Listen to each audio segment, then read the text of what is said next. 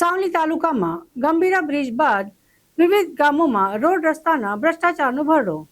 સાવલી તાલુકામાં આવેલ ગ્રામીણ રોડમાં પણ છાસવારે ભ્રષ્ટાચારનો નવો પડઘો ફૂટ્યો.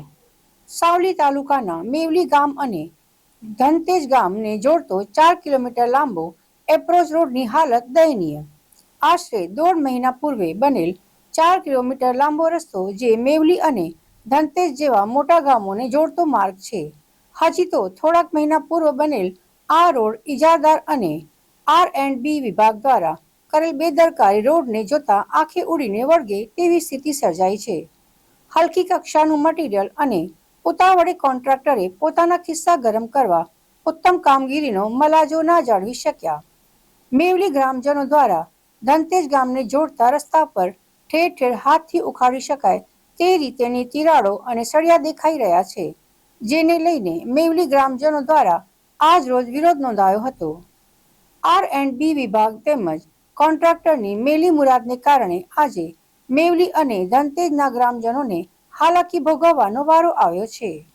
સહેલાઈથી રોડના પોપડા ઉખડી જતા હોય તો આ રોડ કેટલો સક્ષમ હશે અને આવનાર દિવસોમાં કેટલો ટકશે તે જોઈએ જ ખબર પડી જાય છે.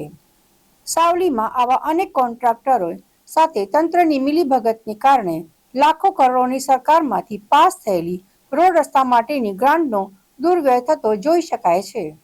અત્યારે આ રોડમાં કોન્ટ્રાક્ટ ભાઈ બિલકુલ બેકાર કામ કરેલું છે અત્યારે હાલની તારીખમાં. પછી બીજા નંબરમાં આ 3 લાખનો રસ્તો છે 4 કિલોમીટરમાં. મેવલીથી ધનતેજનો જે નવો માર્ગ બનાવવામાં આવ્યો છે તે માર્ગની અંદર લગભગ 3 કરોડના ખર્ચે બનેલો હોય તેવી પ્રાથમિક તપાસ છે.